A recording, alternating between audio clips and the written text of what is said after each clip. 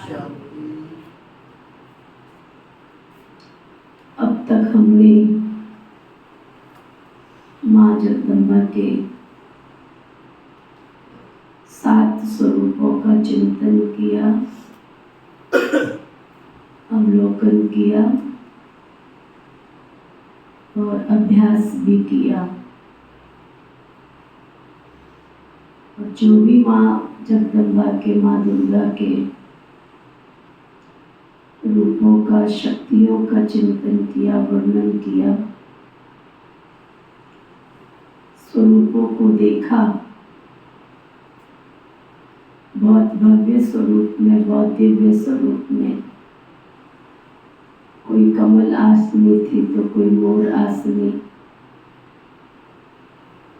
तो कोई सिंह आसनी, लेकिन जिस भी आसन पर जो भी देवी माँ थी, उनका स्वरूप बहुत सुंदर,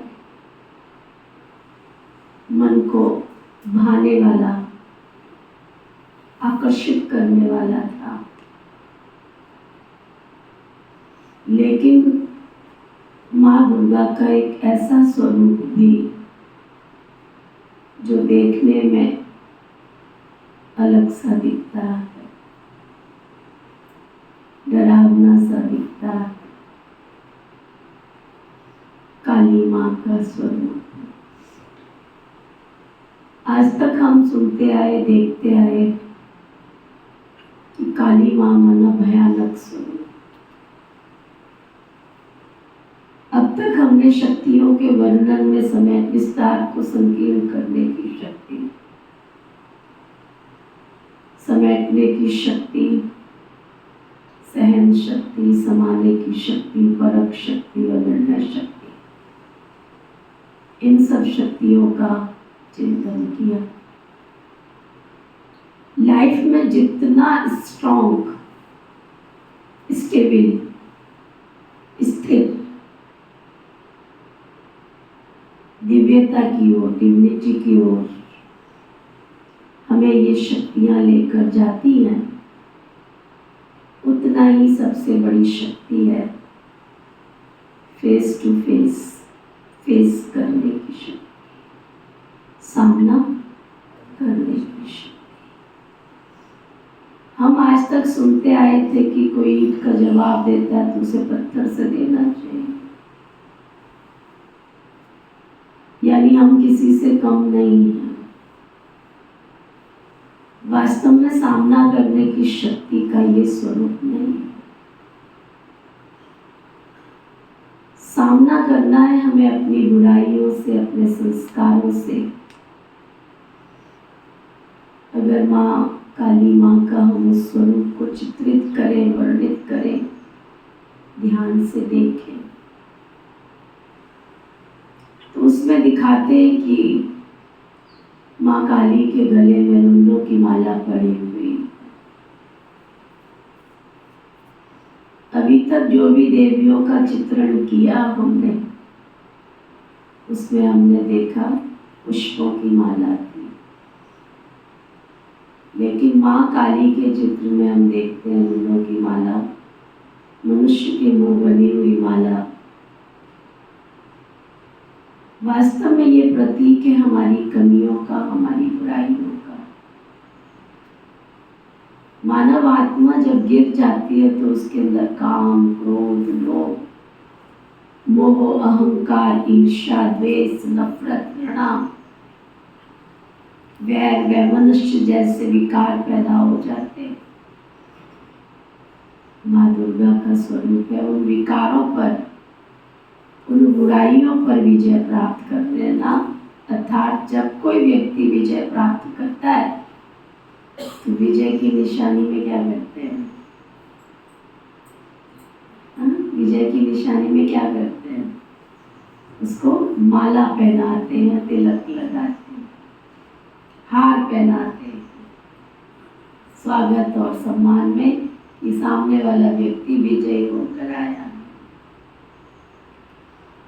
तो काली माँ का ये स्वरूप हमारी बुराइयों के, हमारे संस्कारों पर विजय प्रतीक करने का स्वरूप। उधर दूसरी ओर हम काली माँ के चित्र में देखते हैं, एक कटोरा हाथ में है, रक्त से सना हुआ और मुंह पर भी रक्त लपटा हुआ। भला कोई माँ इतना भयंकर रूप कैसे ले सकती है कि किसी का खून ही पी ले? इतनी हिंसात्मक तो नहीं हो सकती।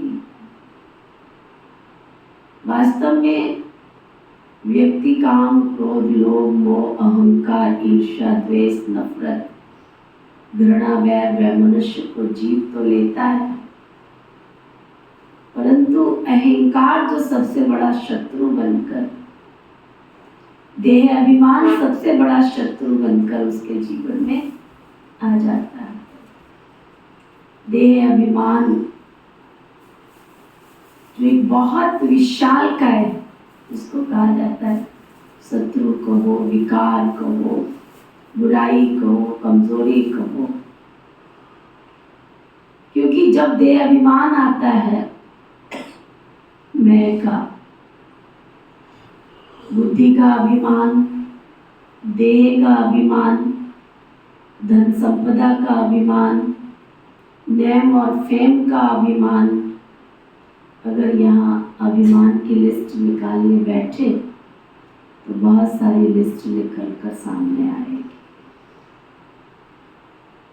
हम ईश्वरीय शक्ति के सानिध्य में जब आते हैं, हम सब विकारों को जीत लेते हैं, लेकिन उसके साथ साथ हमें हमारी विशेषताओं का अभिमान बढ़ता चला जाता है। हमारी इच्छाओं का अभिमान हमें बढ़ाता चला जाता है। इच्छाएं मनुष्य की बढ़ती चली जाती है, कामनाएं मनुष्य की बढ़ती चली जाती है, जिसको बाबा कहते हैं इच्छा कभी अच्छा नहीं बनने देती है।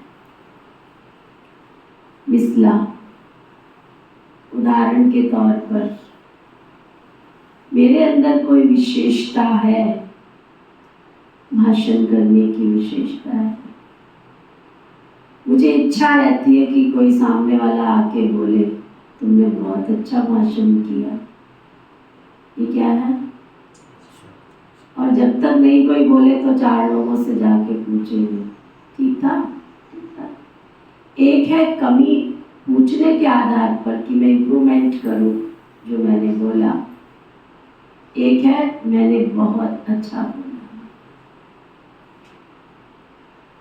दूसरा अभिमान, उदाहरण के तौर पर मैंने कोई सेवा की, भोजन बनाने के, मैं लोगों को इसलिए खिला रही हूँ, स्वाद करा रही हूँ, स्वाद चखा रही हूँ कि लोग कहें भोजन बहुत स्वाद बनाया आपने। किसने बनाया? मैंने बनाया। तो ये छोटी छोटी चीजें जब हम सेवा की फील्ड में आते हैं तो ये अभिमान कहीं ना कहीं आ जाते हैं। जैसे अभी छोटी सी सेवा है फोटो खींचने की, मैं तो फोटो में आता ही नहीं, सेवा है ना ये, मैं तो फोटो में आती नहीं, तो सेवा है ना। ये बाबा की सेवा में मेरी विशेषता, मेरी क्वालिटी यूज हो रही है। तो इस मैंपन की, इस इच्छा से भी परे होना, सामना करना। मनुष्य लोगों से तो सामना कर सकता है, बट अपनी कमी से, अपनी कमजोरी से उसे सामना करने में मेहनत करनी पड़ती है। मैं चिंतन कर रही थी तो मुझे राधी प्रकाश मणि जी याद आए। जब भी वो हमारी क्लास कराते थे तो एक कहानी जरूर सुनाते थे। कहते थे बड़ा बड़ा कैसे बना, हम सबने सुना भी होगा, ये बड़ा, तू बड़ा कैसे बना। तो बड़े को पूछा गया, बड़ा माना दही बड़ा, उसको पूछा तू अपनी कहानी तो बता, तू बड़ा कैसे बना। देखने में तो तू बहुत छोटा था, पर बड़ा कैसे बना। बोला जब मेरे मालिक ने मुझे धरती से ऊपर बाहर निकाला तो मैं बहुत छोटा था, नन्हा सा था। उड़द की दाल छोटी सी होती है, बोला मैं बहुत छोटा था, नन्हा सा था। मेरा जीवन का सफर ठीक था, कोई दिक्कत नहीं थी मुझे। मेरे मालिक ने मुझे जब देखा कि इतने सुंदर सुंदर ये दाने हैं, इतने सुंदर सुंदर, है ना, उसको देखकर मुझे तरस नहीं आया मेरे ऊपर। उसने मेरी महिमा नहीं की, बल्कि क्या किया, मुझे खेत में दूसरी जगह ले जाकर खूब पीटा। बालियों में होता है, उसमें से निकलना मुश्किल होता है, वो उसको पीट करके उसमें से मुझे निकाला गया। ठीक है, इतनी मार भी नहीं थी, मैंने सहन कर ली, कोई बात नहीं है, क्योंकि इससे बाहर तो मुझे आना ही पड़ेगा। मैं बाहर भी आ गया। मेरा सफर यही पूरा नहीं हो जाता। जब मैं दुकान पर बेचा गया तब तक मेरा सफर ठीक ही तो था। किसी और ने मुझे खरीदा, थोड़ा दुख तो हुआ कि मैं अपने मालिक के घर से जा रहा हूँ, और मुझे नहीं पता था कि मैं जब किसी और के पास जाऊंगा तो मेरा क्या हाल होगा। जिसके घर में गया उसने लिया और पानी में मुझे डुबो दिया। दाल को पानी में डुबो देते हैं, रात को डुबो दिया, एकदम ठंडे ठार पानी में मुझे डुबो दिया। और फिर मेरा सिलसिला शुरू हुआ जिंदगी के सफर का सबसे कठिनतम समय।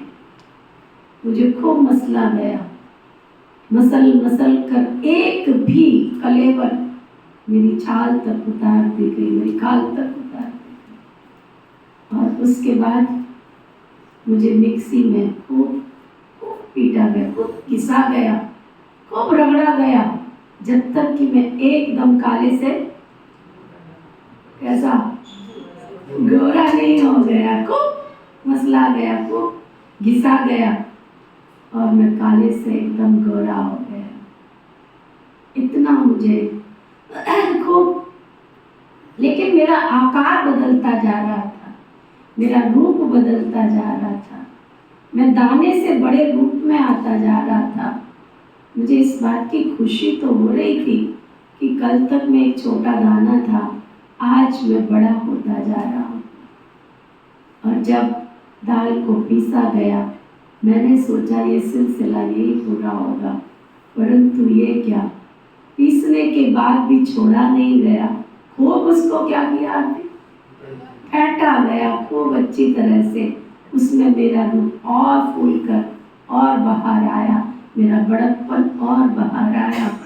और जब उसको क्या फेंट कर जब मैं हल्का हो गया तो मैंने सोचा अब तो बस करेंगे ना, लेकिन उनको कहाँ तसल्ली थी। उन्होंने तो गरम कढ़ाई में तेल में मुझे जरा भी नहीं सोचा, क्या किया, डाल दिया दे छनाछन। और फिर मैं तो एकदम इतना बड़ा फूल कर हो गया, इतना सा डाला था इतना बड़ा हो गया। अभी भी कहाँ तसल्ली थी, उसमें से निकाला। कौन ऐसा करता है कि गरम से ठंडे में, ठंडे से गरम में, मुझे तो गरम गरम निकाल के ठंडे पानी में डाल दिया। और केवल ऐसे नहीं, नमक के पानी में डाला मुझे, ऊपर से पहले तो जलाया, पहले पकाया और फिर मेरे ऊपर क्या किया, नमक भी छिड़क दिया। और इतने में तसल्ली नहीं हुई, है ना, दही में डाल के सुंदर सा उसके ऊपर नमक भी डाली, मिर्च भी डाली, चटनी भी डाली, हरी भी डाली, गोरी भी डाली, काली भी डाली। और फिर क्या कहते, वाह क्या स्वाद है। तो ये कहानी है दही बड़े की। तो मीठी बहनों, मीठे भाइयों, बड़ा बनना इतना सहज नहीं है, सुना, जीवन में महिमा योग्य बनना इतना सहज नहीं है। जीवन के अंदर जब हम एकदम अपने बाहरी स्वरूप को खत्म कर देते हैं, बाहरी स्वरूप को खत्म कर देते हैं, अंदर की कमियों का अंश और वंश भी खत्म कर देते हैं, तब हमारा रूप बाहर निखर कर आता है। हमें हमारे मालिक पर, ईश्वर पर इतना अटूट अगाध प्यार हो, निश्चय हो कि मेरा मालिक मुझे जहाँ लेकर जाएगा, मेरे जीवन के क्षेत्र में सदा मुझे आगे ही बढ़ाएगा। बहुत ऐसी परिस्थितियाँ हमारे सामने आती हैं, बहुत ऐसी अनहोनियाँ हमारे सामने आती हैं। सामना करने का मतलब ये नहीं है, कई बार हम कहते हैं हम तो सहन कर रहे ना, बाबा ने कहा ना सहन कर लो। हम गलती कर जाते हैं, जहाँ हमें सहन करना है वहाँ हम सामना कर लेते हैं, और जहाँ सामना करना है वहाँ सहन कर लेते हैं। किसी ने कोई समझानी दी, दादियाँ हमें सिखाती थी कि बाबा ने हमें जीवन बनाने के लिए ये ज्ञान दिया है, अगर हम बने बनाए होते तो बाबा के घर में क्यों आए होते। तो अगर हमें हमारे बड़े कोई शिक्षा दे रहे हैं, इसका मतलब हमें बाबा कुछ स्पेशल, कुछ बड़ा बनाना चाहता है, कुछ आगे बढ़ाना चाहता है, कुछ इम्प्रूवमेंट करना चाहता है। हम घरों में, लौकिक कारोबार में भी कई बार कई ऐसी उलट पुलट बातें हैं जिनको, चाहे वो बिजनेस की हो सकती है, चाहे किसी के चरित्र की हो सकती है, चाहे किसी के घर और परिवार में किसी और तरह की हो सकती है, जो नियम और वैल्यूज और गुणों के विपरीत है, चरित्र के विपरीत है। तो ऐसी परिस्थितियों में भगवान ने कदाचित नहीं कहा कि तुम सहन करो। ऐसी कहीं परिस्थिति है जहां आपके चरित्र को दाग लग रहा है, जहां आपके बिजनेस में किसी प्रकार का दोष लग रहा है, जहां आपके ऊपर जीवन भर के लिए कोई ब्लेम लग रहा है, कोई कलंक लग रहा है, तो ऐसी परिस्थिति में अगर हमें सामना करना पड़ा तो हम सामना भी कर सकते हैं। ये शक्ति हमारे अंदर होनी चाहिए। कई बार एग्जाम्पल आता है कि मान लो आपके कारोबार में, आपके घर में, आपके परिवार में कोई ऐसा व्यक्ति आता है, जैसे मान लो कोई चोर आया किसी दुकान के अंदर, ठीक है ना। अब दो सिचुएशन है, एक सिचुएशन है कि चोर आया, उसको क्या चाहिए, धन चाहिए। अगर उस समय आप धन नहीं देते हो तो आपके सामने दो बातें, या तो जान दे दो या धन दे दो, चॉइस आपकी है। क्या करेंगे उस समय, क्या करेंगे कि तू धन ले जा, धन तो दोबारा कमाया जा सकता है लेकिन जान दोबारा नहीं आ सकती है। तो ऐसी सिचुएशन में हमें ये प्रेजेंस ऑफ माइंड उस समय बाबा की याद से, बाबा की शक्ति से आता है। मुझे एक घटना याद आती है, मैं राजस्थान में थी, एक बाबा के बच्चे बहुत ज्ञान में चले थे, नए नए।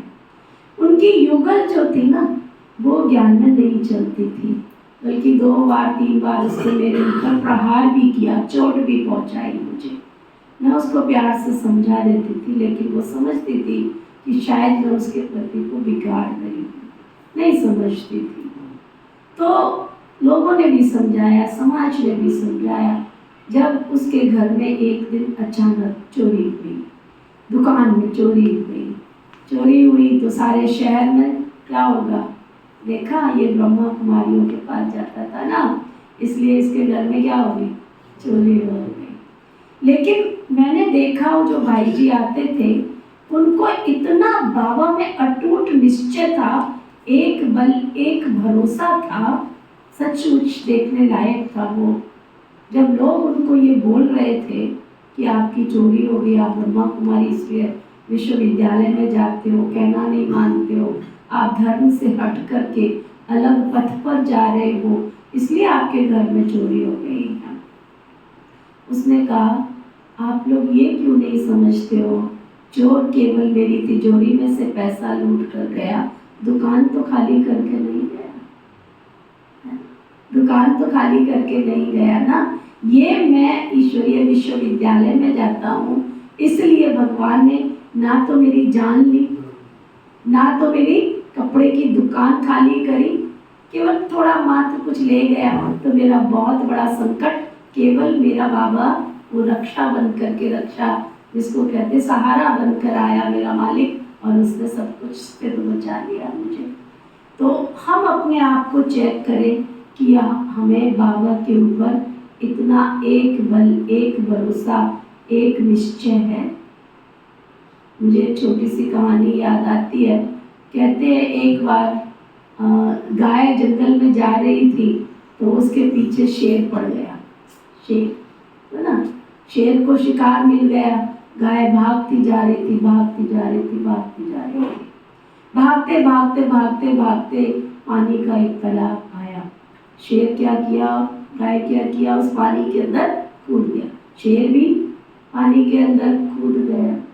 अब वो था दलदल, गाय भी दलदल में निकलने की कोशिश तो कर रही थी लेकिन फंसती जा रही थी। शेर जो कूदा था वो भी फंसता जा रहा था। तो गाय उसको देख रही थी बराबर, दोनों ही कोशिश कर रहे थे उससे निकलने की। थोड़ी देर के बाद गाय ने शेर को पूछा, तुम बाहर क्यों नहीं निकल रहे हो? कहता कोशिश तो कर रहा हूँ। बोला तुम्हारा कोई मालिक है? कहता मेरा तो कोई मालिक नहीं है, मैं तो इस जंगल का कौन हूँ?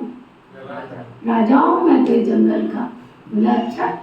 बोला तू क्यों इतना बोल रही है?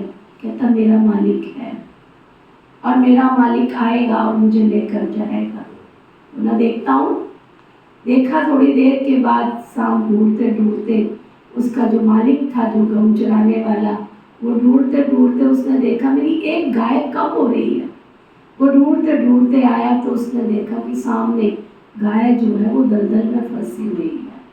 लेकिन उसके सामने भी एक सिचुएशन थी कि शेर भी सामने, अब उसको तो नहीं पता था कि वो बिल्कुल दलदल में फंसे पड़े। उसने नज़दीक आके थोड़ा देखा कि वो तो दलदल में फंसे पड़े हैं।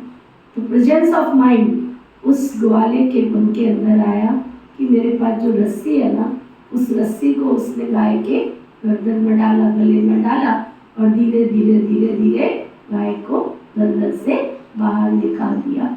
गाय ने मुड़कर बोला, देखा देखा मेरा मालिक आया और मुझे निकाल कर ले गया। ये है अटूट निश्चय। हम कहते हैं हमें बाबा मिला, बाबा मिला, बाबा मिला। क्या हमें निश्चय है? क्या एक बल, एक भरोसा है? अगर हम सच्चाई के पथ पर चल रहे हैं और अभी तक हमने जिन शक्तियों का वर्णन किया, चिंतन किया, क्या हमने प्रैक्टिकल उनका अभ्यास किया? कि सुनते हुए नहीं सुनने का। कईयों को मैं देखती हूँ लेकिन मैं अपना काम कर रही हूँ, इधर उधर देखते रहते, ऐसे करते रहते, ऐसे करते। सुनने वाले की निशानी पता चलती है कि वो अंदर चीज जा रही है या नहीं जा रही है। बाबा के इस घर में हमारे दादी जी कहते थे, एक ने कही दूसरे ने मानी। ज्ञानी की निशानी क्या होती है? हर बात को समझना। ज्ञानी उसको कहा जाता है जो फूक फूक करके, सोच सोच करके जिंदगी की राह में हर कदम रखते हुए आगे बढ़ता चला जाए। तो अभी तक हमने जिन गुण और शक्तियों का वर्णन किया, केवल वर्णन तक या सुनने तक मत रखना। हम ब्रह्मा कुमार कुमारी बाबा के बच्चे, हमने एक बल, एक भरोसे से उस परम शक्ति को जाना है, माना है, पहचाना है। अपने दिल में आज सारा दिन 24 घंटे करता है, अंदर उसको चेक करना, कहाँ तक मेरे अंदर विड्रॉ करने की शक्ति, समेटने की शक्ति, सहन शक्ति, समाने की शक्ति, परखने की शक्ति, निर्णय करने की शक्ति आई है। जब तक ये पीछे की हमारी 7 शक्तियाँ नहीं आएंगी, तब तक ये 8वीं शक्ति भी हमारे जीवन में आ नहीं सकती। माया तो बहुत फेस करेगी, हमारा बहुत सामना करेगी, परंतु हमें समाज में आई हुई परिस्थितियों के सामने, बाबा कई बार कहता है शेर तो क्या है। किसी ने पूछा कि शिव शक्ति के नीचे शेर क्यों दिखाते हैं? तो बाबा कई बार कहता ये परिस्थितियाँ तो टाइगर जो पेपर टाइगर है, कागज का शेर है, इनसे डरो नहीं। बातें तो बहुत आएंगी, घटनाएं भी बहुत घटेंगी, समस्याएं भी बहुत आएंगी।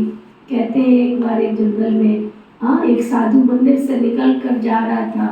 उसके हाथ में, सन्यासी होते हैं ना, तो प्रसाद लेकर जा रहा था। तो मंदिरों में क्या होता है, बाहर बंदर बहुत होते हैं, तो उसके पीछे बंदर लगे, एक लगा, दूसरा लगा, तीसरा लगा। वो दौड़ता जा रहा था और जितनी तेजी से वो साधु दौड़ रहा था, उतनी तेजी से क्या था, बंदर भी दौड़ रहे थे।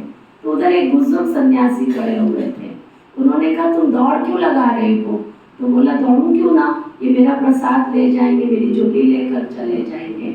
उस बूढ़े सन्यासी ने कहा सुन, एक बात सुन, तो मैं ना कहते कि अपना टर्न कर ले, क्या कर ले, अपना रुख बदल ले, अर्थात जिधर बंदर दौड़ रहे हैं तुम उनके सामने दौड़ना शुरू कर दे।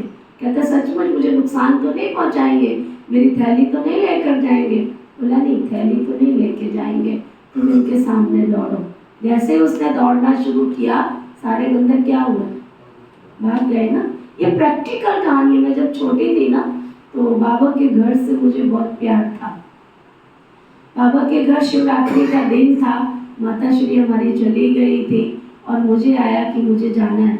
और आपको पता है कि उस जमाने में सर्दी के दिनों में कितनी ठंडी होती थी और कितना अंधेरा होता है सर्दियों में। तो मैं भी मन में आया कि माता श्री तो चली गई, मुझे भी जाना है। कपड़े वपड़े पहने, नहाया धोया और मैं भी चली गई।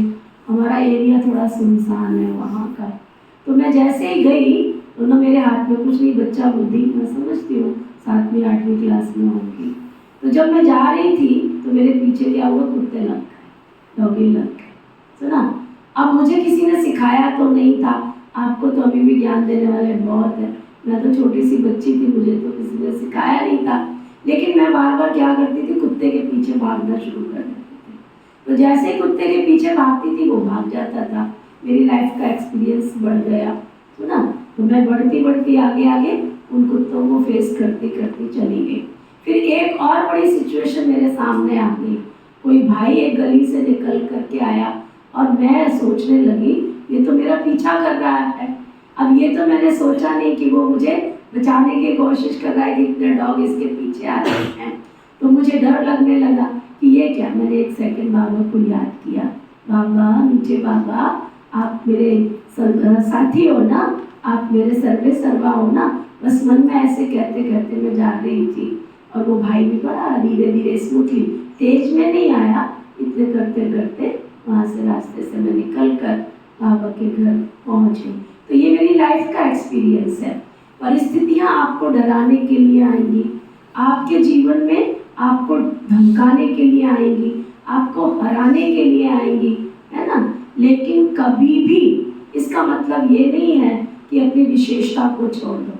चाहे वो भोजन बनाने की विशेषता है, चाहे भाषण करने की विशेषता है, चाहे सफाई करने की विशेषता है, चाहे कोई भी विशेषताएं हैं, ये सब विशेषताएं ईश्वरीय देन है। इन विशेषताओं के किसी कहने से, किसी बातों से, किसी कारण से हमने इन विशेषताओं को छोड़ना नहीं है, बल्कि फेस करना है, सामना करना है और बाबा की सेवा में दिन दुनी रात चौगुनी उन्नति कर आगे बढ़ते जाना है। ओम शांति शांति।